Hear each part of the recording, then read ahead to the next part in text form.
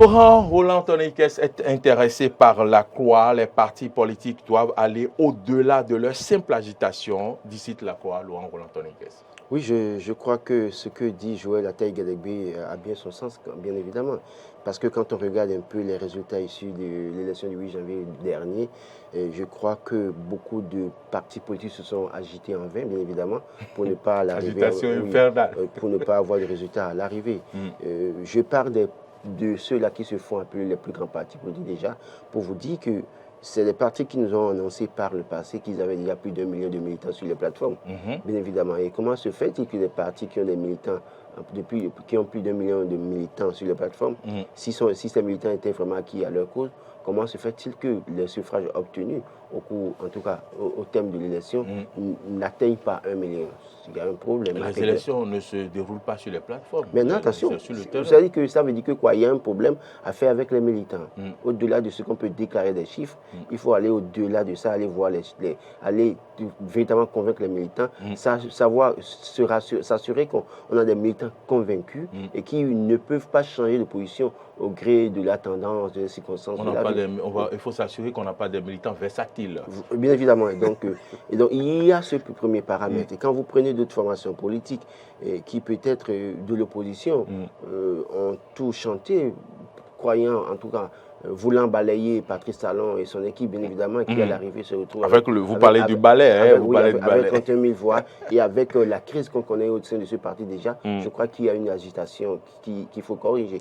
Et même les démocrates aussi, à un moment donné, ce qui était peut-être l'espoir d'une partie du peuple, à un moment donné, à l'arrivée, on me dira qu'il y a de la fraude, qu'il y a de la mascarade, mais au-delà de tout, les démocrates ont tellement fait confiance au peuple sans pouvoir faire des campagnes véritablement sur le terrain que, au finish aujourd'hui, les résultats n'ont pas été des résultats assez consistants pour pouvoir leur assurer un certain nombre d'élus. C'est vrai qu'il y a mal donne parce que quand on regarde les recours adressés par le Parti Bloc républicain contre le Parti Union progressiste, quelque part ça vient conforter la position des démocrates qui disent qu'il y a fraude sur le terrain, il y a un certain nombre de choses, de faits qui sont déroulés. Donc, il y a ça, parce qu'eux-mêmes doivent travailler à véritablement aller voir les populations. Vous savez, on a tout fait de mélanger, de confondre et foule et électeurs à la fois. Et donc, c'est un travail à faire à ce niveau. D'autres formations politiques comme l'UDBN et le Moël Béné, qui bien évidemment appartiennent à la mouvance présidentielle, bien évidemment, mais qui ne veulent pas rentrer peut-être dans les grands ensembles, mais qui peinent à décoller. Parce que quand on regarde les résultats issus de l'élection du 8 janvier, il y a matière à se poser la question, où allons-nous? Pour quel objectif, et bien évidemment. Et quand vous voulez aller quelque part et vous vous fixez des objectifs, vous devez travailler, vous donner les moyens de le faire. Je prends, pour finir, le parti FCBE. Oui, un parti qui a certainement eu des élus communaux, bien évidemment, qui était, en tout cas, le chef de ce parti était le chef de file de l'opposition. Je l'ai toujours dit qu'une fois que les démocrates rentrent dans le jeu, c'est que le parti FCBE disparaîtra. Je crois que Paul Roumpin n'avait jamais apprécié... Et c'est vous qui avez raison. Oui, il n'avait jamais apprécié cette position que j'avais. Mais je crois qu'aujourd'hui, on voit la réalité en face. Alors cela suppose que quoi? Si vous avez une formation politique, que l'avènement d'un autre parti politique doit vous faire disparaître, ça veut dire que vous devez vous poser des questions. Et je l'ai toujours dit, l'avènement du parti FCBE, en tout cas avec Paul Roumpin, avec les résultats qu'on a pu avoir en 2020, c'est l'absence d'une opposition peut-être qui pourrait faire la volonté des populations, et qui a fait que les gens sont allés vers cette formation politique. Alors, vous avez raison. Que devons-nous faire en tant que FCBE aujourd'hui pour renverser la tendance, pour que demain, peut-être pour l'élection de 2026, qu'on ait des élus et qu'on continue à être présent sur l'échiquier politique. Donc, autant de choses. Non, je crois qu'ils savent ce qu'ils doivent faire. Je ne suis pas sur ce plateau en tant que consultant. Ils doivent pouvoir peut-être, s'ils veulent peut-être la consultation qu'ils n'ont pas. Mais je pense qu'aujourd'hui, oui, Joël Ataï-Gadegbe n'a pas tort. Au-delà de l'agitation, où tel peut se faire appeler première formation politique, l'autre peuvent se faire appeler deuxième formation politique. Au-delà de cette déclaration, il faut travailler pour conforter la majorité de Patrice Talon. Parce que je l'ai dit, quand vous regardez les résultats de 2019 à aujourd'hui, au fur et à mesure que nous évoluons, c'est que les résultats vont décrescendo plutôt que d'aller crescendo. Et donc, le nombre d'électeurs diminue, alors qu'en réalité, on aspire à voter, à gagner tout le temps des élections. On ne regardera pas les 81 députés élus maintenant pour la mouvance, mais on regardera en termes de chiffres, parce que pour l'élection présidentielle de 2026, qu'est-ce qu'il faut considérer? Il faut considérer le nombre d'électeurs qui va voter pour le dauphin de Patrice Talon. Et si le nombre d'électeurs continue à diminuer et qu'il y a un challenger en face assez redoutable, vous pouvez perdre les élections facilement. Perdre les élections, Adrien Tchomakou, le journal Fraternité, le journal dont vous êtes le directeur de publication, aujourd'hui nous parle de contentieux des législatives. Laurent Roland Tonné-Ikes a fait allusion à ce recours du BR contre l'UPR. Est-ce que la Cour constitutionnelle a le dos au mur? Pas du tout. La Cour constitutionnelle est là pour rendre sa décision. En fait, bon, c'est de bonne guerre après tout. Un parti politique en lice qui a été à une élection, qui pense que, bon, maintenant, il a eu assez de voix à tel endroit, il est quand même de son droit de porter plainte, de se rapprocher de la Cour constitutionnelle pour voir clair dans le dossier, dans ce qui se passe, pour que, en réalité, tel nombre de voix qu'il pensait avoir, on ne lui a pas attribué. Mais je pense que le problème de recours, quand vous regardez tout ce qui se passe, moi, personnellement, je vois que les gens avaient mal fait de ne pas bien travailler sur le terrain. Qu'est-ce que ça dit? Ça veut dire quoi? Vous parlez de quel genre? Je parle des partis politiques, en général. D'accord. Ils n'ont pas travaillé, ils n'ont pas mouillé le maillot tel que cela se devrait. Évidemment, cette campagne électorale, si vous la suivez... Qu'est-ce qui vous le fait dire, Adrien Tchomakou? C'est ça, c'est ce que je vous explique. Si vous suivez bien la campagne électorale qui s'est déroulée, c'est surtout à l'intérieur du pays que nous avons constaté qu'il y a eu effectivement campagne électorale. Ah oui. D'accord. Parce qu'il aurait fallu même l'entrée de celui que moi j'appelle affectueusement l'animal politique Yaïboni. Le bouc entré. Oui, il aurait fallu son entrée en scène au nord du pays pour que le peuple béninois sache effectivement qu'il y a campagne électorale dans notre pays, dans le cadre des législatives. Parce que c'est vrai, tout était dans une période où c'est la fête, et il y a aussi la morosité économique. Moi, personnellement, j'ai suivi 2 à 3, au total, ça fait 4 meetings. 4 meetings. Oui, que j'ai suivis à Abomey-Calavi et à Cotonou. Je vous avoue que, à la fin, moi-même, je me posais la question de savoir comment les choses se passent. Parce que, à la fin, je vois les gens rester baladés. Je me suis rapproché 30 minutes après de ceux qui m'ont invité, moi, personnellement. Des organisateurs, parce que les organisateurs, je n'étais pas là en tant que journaliste, mais j'étais là en tant qu'ami de ces organisateurs. Et j'ai demandé, mais comment vous faites pour ceux qui sont venus? C'est vrai, aujourd'hui, dans notre pays, nous devons grandir davantage. L'argent ne doit pas être au centre de tout. Mais ils ont dit qu'ils n'ont rien à donner à personne. Qui que ce soit. Et que, que si les gens vont voter, ils n'ont qu'à aller voter. C'est vrai que nous n'allons pas voter pour l'argent, mais il faut quand même motiver les gens. Nous avons constaté que c'est presque le dernier jour où, quand Yaïboni est en train de mouiller le maillot au nord du pays, que ceux du sud, plus précisément d'Abomey-Calavi et de Cotonou, faisaient semblant de faire campagne. Mais je me posais la question, les gens m'ont dit, non, qu'ils font de porte-à-porte. Quel porte-à-porte vous faites? Quel porte-à-porte vous faites depuis plus d'une semaine et on ne constate rien? Et les résultats sont là. Quand je prends par exemple l'UP, vous avez vu, à Cotonou, l'UP le renouveau. L'UP le renouveau, à Cotonou, c'est seulement Djabouenou qui a tiré son épingle du... Djabouenou et l'autre du 15e de Denis Koglevi. D'accord. C'est ça, non? C'est 15e? Oui, 15e. 15e, je parle de 16e, 15e. Oui, c'est ça. Vous voyez ça? Ils sont deux. Ils sont deux. Mais il y a une femme aussi. Il pouvait avoir... Fagra a échoué, malheureusement. Vous voyez, par exemple, l'UP le renouveau pouvait avoir plus de voix si, pour moi, ils avaient mouillé le maillot effectivement mouillé le maillot. En fait, ils ont considéré que c'était un acquis. Cotonou était déjà un acquis. Peut-être que je prendrai le compte-pied d'Adrien Tchomakou pour dire que quand on voit un peu le travail sur le terrain, je crois que le problème, ce n'était pas la motivation en réalité. C'était quoi? C'était un autre fait. Était-il présent sur le terrain avec les populations?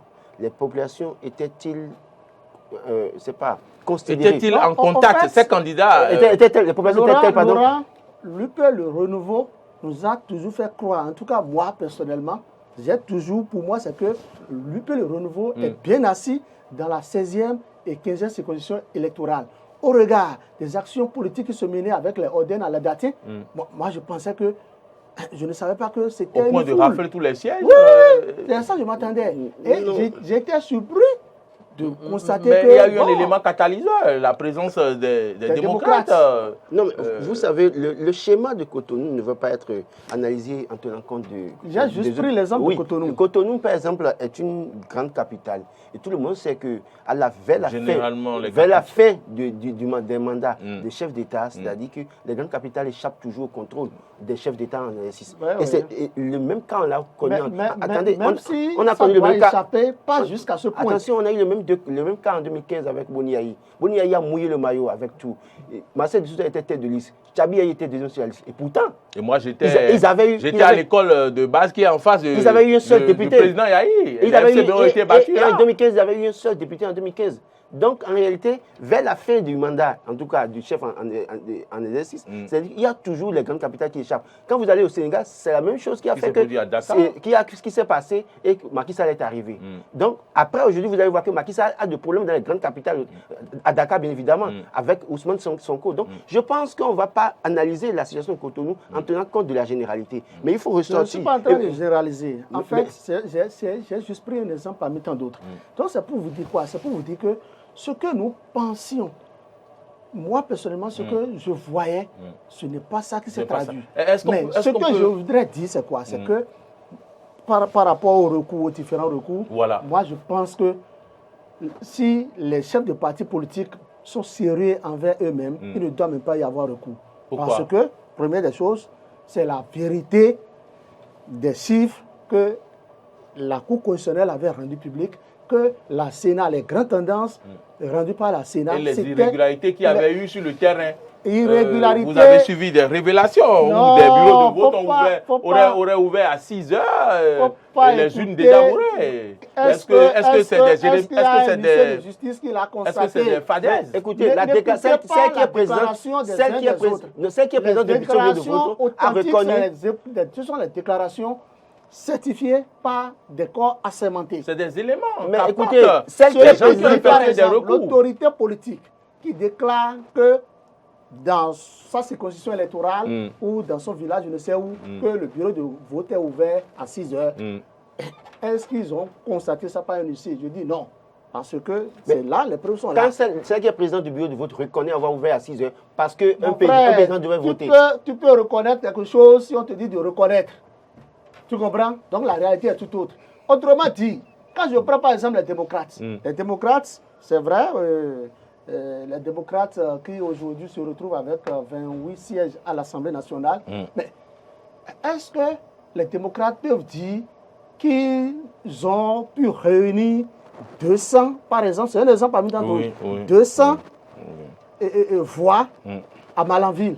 Ils ne peuvent pas le dire. Et à plus forte raison, eux, ils n'ont même pas eu le courage de faire recours contre les 3 sièges raflés par l'UP dans la première circonscription électorale. D'accord. Où Issa Salifou était là pour... C'était beau. D'accord. Est-ce que les démocrates... Mais Idriss Bako a battu quand même l'UPR dans cette commune, bien évidemment. Reconnaissez ça quand même. Quoi? Qui ça? Idriss Bako a battu quand même toutes les fonctions politiques dans sa localité. Même s'ils ont eu les 3 sièges, c'est-à-dire que c'est un peu comme le cas de Glodjigbe où l'ancien CR de Glodjigbe a battu toutes les fonctions politiques dans l'arrondissement de Glodjigbe. On ne dira pas que les démocrates... Moi, je ne vais pas faire la fixation sur les démocrates. Je dis aujourd'hui, en l'État, il y a un problème. Le problème, c'est que déjà, on ne va pas faire de fixation sur les démocrates parce que déjà, entre BR et UPR, il y a un problème. Le BR même a accusé l'UPR. Quand je prends la 13e et 14e circonscription électorale, où Malik Gomina et le président ABT... En fait, votre préoccupation, c'est de savoir pourquoi les démocrates n'ont pas effectué des recours dans certaines circonscriptions. C'est ça. Vous vous interrogez sur la question. C'est que les démocrates même sont... Excusez-moi, ils savent que dans certaines circonscriptions, il n'y a même pas à dire. Mais maintenant, pourquoi les gens font recours? Les gens, pour moi, je leur conseille ça, ils ont le droit. Pourquoi alors les gens font recours? Ils ont le droit de faire recours. Mais ils doivent d'abord s'assurer de quelque chose. De quoi? Est-ce que sur les plus de 700 bureaux de vote, ils ont tous été représentés? 16 000 bureaux de vote. Je parle des bureaux de vote. Oui, il y a 16 000 bureaux de vote. Pas 16 000. Les bureaux de vote au plan national, où ils font il y a 16 000 bureaux de vote au plan national. D'accord, bon. C'est pas... Allez-y. Bureau de vote, comment on appelle? Ok, d'accord. 16 000 bureaux de vote. Ça va vous venir. Très bien. Tous ceux-là, est-ce que tout au moins, ces partis politiques se sont fait représenter dans tous ces bureaux de vote? Est-ce que ça aurait pu changer quelque chose? Beaucoup de choses. Beaucoup de choses. Si tu étais là, effectivement, et on voulait frauder, tu allais crier. Ça n'a pas été fait. Il faut un travail en amont. C'est tout ça que je suis en train de parler. Okay.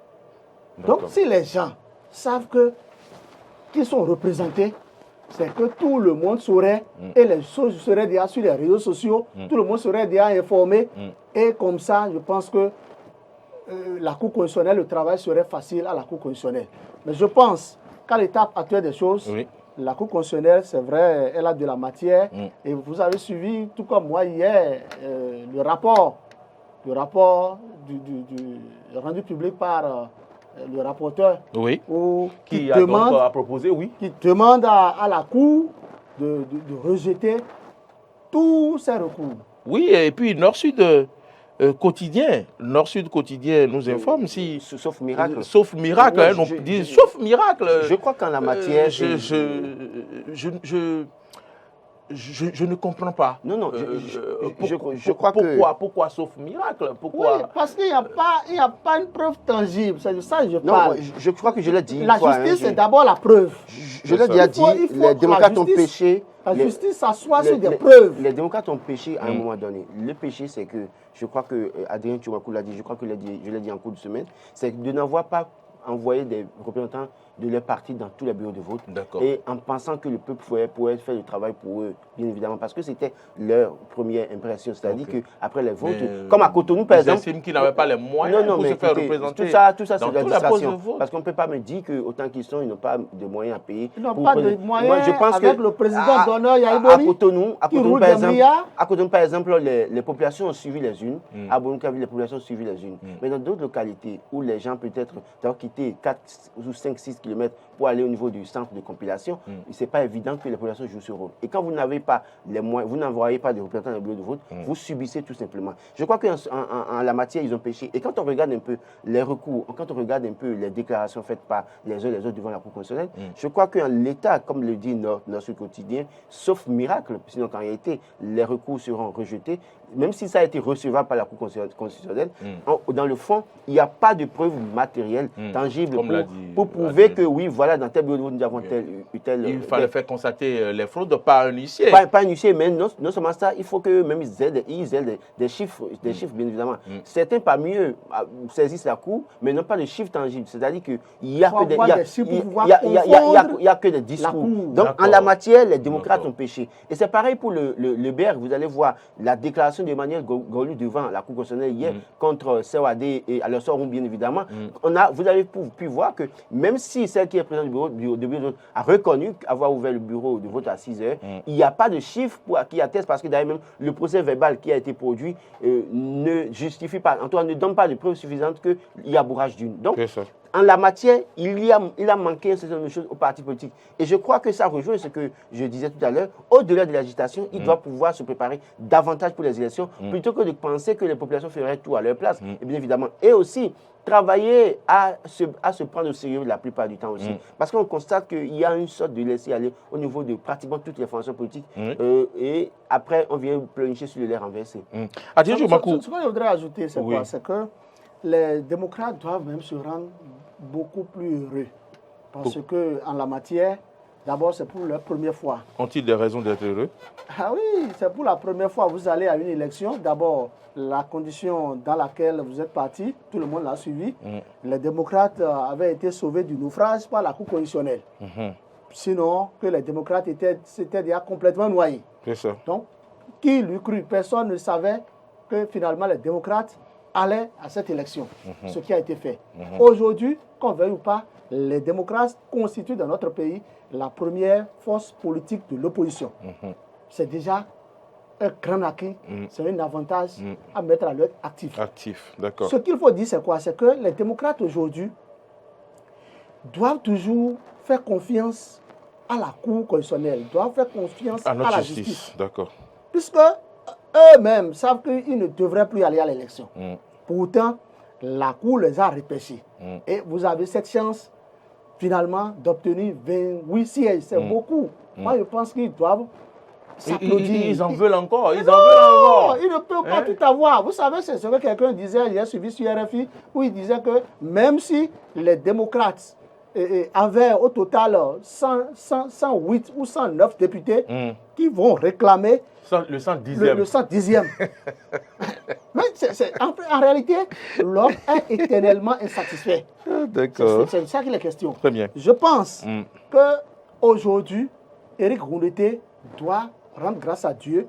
Mais ce que beaucoup oublient et beaucoup doivent comprendre, c'est que c'est grâce à Yahya Boni que ces démocrates se sont retrouvés à l'Assemblée. Si Yahya Boni ne se mettait pas dans la danse politique, si Yahya Boni ne faisait pas son entrée en scène, je pense que peut-être que MPL serait à l'Assemblée ou, comment on l'appelle, FCDBN, tout cela, l'UDBN, tout cela peuvent se retrouver à l'Assemblée, sauf les démocrates. Donc ce n'est pas les beaux yeux de Éric Rouleté ou de je ne sais qui, les démocrates, qui ont amené les populations à voter les démocrates. Pas du tout.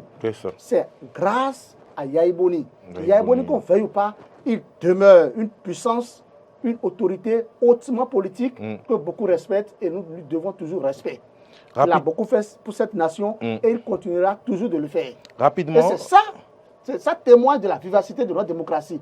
Parce que vous avez vu, en cette période de campagne, Yahya Boni a été hautement sécurisé. Le pouvoir central a détaché des forces de l'ordre qui ont renforcé sa sécurité parce que, qu'on ne veut pas, c'est un chef d'État, un ancien chef d'État.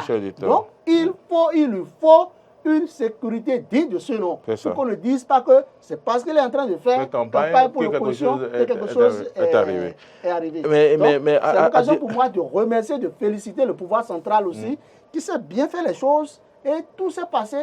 Patrice Talon, le pouvoir qui a fait les choses de façon démocratique. Vous avez suivi, comment on l'appelle, le communiqué des ambassadeurs accrédités au Bénin, des ambassadeurs des États-Unis, et Canada, de l'Union européenne, qui ont félicité la vivacité de notre démocratie. C'est la preuve que nous sommes fiers d'être béninois. Le Bénin étonne positivement le monde et continuera toujours d'étonner positivement le monde. Mais quelle est cette démocratie, je pense que nous sommes en avance sur plusieurs pays de l'Afrique. Et ce n'est même pas discutable. Oui, on étonne le monde, mais quand même, l'on nous parle de retard dans le paiement des agents électoraux. Si on veut davantage étonner le monde, on doit vite payer les agents électoraux. Laura Roland-Tony, qu'est-ce Adrien Tchomakou? Oui, en fait, vous savez, tout est budgétisé. Tout est budgétisé, les choses sont là. Mais c'est une question d'abord de calendrier. C'est une question de calendrier et c'est une question d'organisation. Les gars ont travaillé. De quel calendrier s'agit-il encore? Nous-mêmes, nous avons travaillé. Nous sommes des professionnels des médias. Qu'on veuille ou pas, même si ce n'est pas beaucoup, nous avons eu des contrats.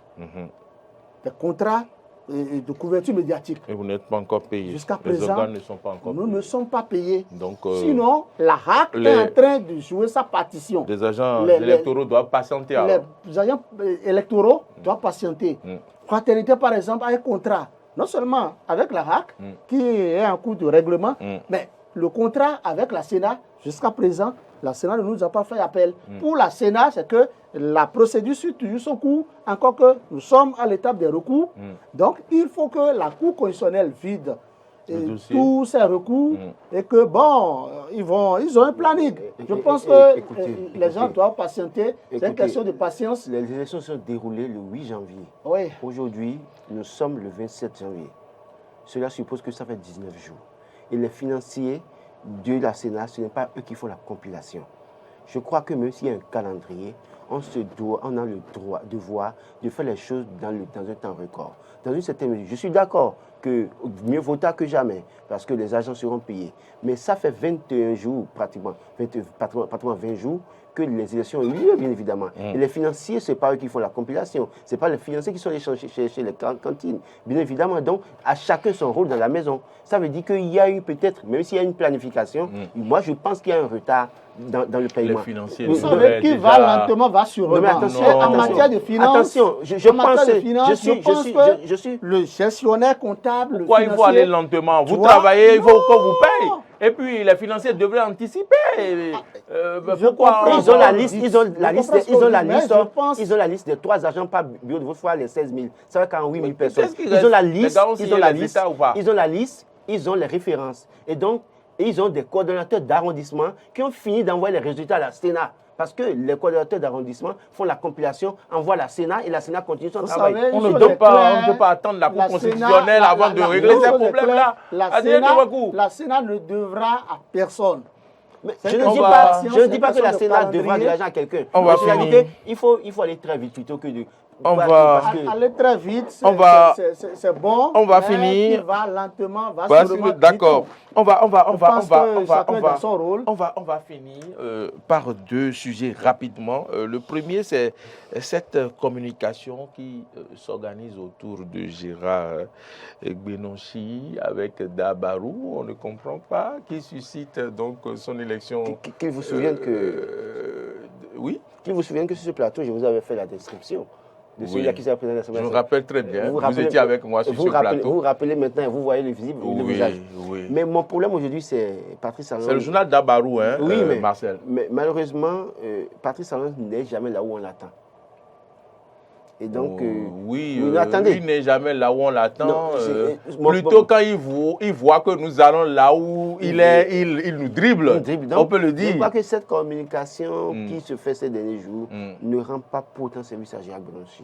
Je crois que si les gens l'aiment, il doit pouvoir se calmer et attendre peut-être que la France décide que ce soit lui et que là, ils peuvent communiquer comme ils veulent. Parce que, vous savez, d'aucuns penseraient peut-être que c'est Gérard Gbenochi même qui est derrière cette communication. Et pourtant, ça peut être aussi ses détracteurs. Vous savez... Il n'est pas demandeur, peut-être. Oui, vous savez, en politique, il y a aussi les détracteurs. Non, mais oui, il y a vos adversaires, peut-être des membres de son propre parti qui peuvent en tout cas financer cette communication sachant que le chef n'aime pas ça. Ça va peut-être le desservir dans une certaine mesure. Mais pour autant, je crois que Gérard Gbenochi, c'est quelqu'un qui a la tête sur les épaules. Au-delà de tout, quand on a vu ce qu'il a pu faire à la tête de la Commission des Finances, quand il prend la parole, on sent que c'est un monsieur qui maîtrise ce dont il parle. On sent que c'est un monsieur qui a de la matière. Aucun crime de le voir, peut-être aucune gêne de le voir président de l'Assemblée nationale. Parce qu'il y a une tempérance qu'on voit en l'homme, bien évidemment. Et je crois qu'au-delà de la communication qui se fait, c'est que ça ne va pas affaiblir ses chances d'être au perchoir de l'Assemblée nationale. On l'espère vivement. Adrien Tchoumakou, ce n'est pas que lui. Il y a Vlavonou, dont on parle si tant depuis quelques jours. On dit que le personnel souhaite qu'il revienne à la tête de l'Assemblée. Que s'est passé? Oui, vous l'avez projeté sur Eden TV tout à l'heure. J'ai vu le journal du shérif là. Oui, Matin Libre a parlé de ça pour dire que le personnel du Parlement... c'est le personnel qui fait l'élection. Souhaite qu'il soit reconnu. Vous savez, moi je pense que les gens vont très vite en besogne. Et le cas de Gbenochi me fait même couler les larmes. Pourquoi? Parce que, est-ce que c'est lui-même... Les larmes de joie ou de tristesse? De tristesse. Est-ce que c'est lui-même qui demande être président de l'Assemblée nationale? Ou bien ce sont ces détracteurs qui sont en train de l'enfoncer? Encore. C'est la véritable préoccupation. Oui. Parce que si déjà toi-même tu te dis que tu veux avoir quelque chose, ça veut dire que tu as des idées derrière. Si on te l'offre, attention. Nous ne parlons pas d'un sujet privé, on ne parle pas d'un... comment je vais l'expliquer? C'est-à-dire que ce n'est pas une ONG, ce n'est pas une association.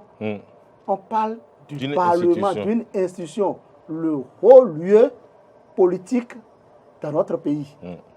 Donc que les gens patientent qu'on laisse le chef de l'État, Patrice Talon, faire son choix. Parce que si nous devons nous mettre à parler des potentiels candidats ici, ils sont très nombreux. Si Djogbenou doit siéger à l'Assemblée nationale, Djogbenou ne va-t-il chercher à être président de l'Assemblée? Si Orden, Djogbenou doit laisser sa place à Orden. Orden ne va pas chercher à être président de l'Assemblée. Parce que qu'on veuille ou pas, quand on prend Orden, on prend Gbenouchi, on prend Vlavonou, on prend même Mali Gomina qui siège. Vous pensez qu'il ne va pas aspirer? Charles Tokor qui doit siéger si à Dambi n'y allait pas. Vous pensez que Dambi ne peut pas valablement gérer l'Assemblée? Mais est-ce que si nous allons parler, nous n'allons pas parler de régionalisme, mais si on va parler de régionalisme, pourquoi ne pas amener le perçoit, celui qui va diriger le perçoit, que ça ne soit pas quelqu'un du septentrion? Pourquoi point d'interrogation. Pourquoi ce serait toujours, tout serait concentré au sud d'ici? Pourquoi c'est toujours le Koufo, le Mono qu'on veut positionner à tel ou tel endroit?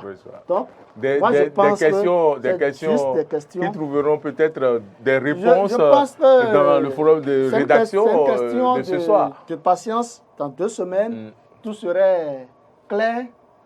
Parce que c'est le 13 prochain qu'ils vont prêter serment, les députés à l'Assemblée nationale.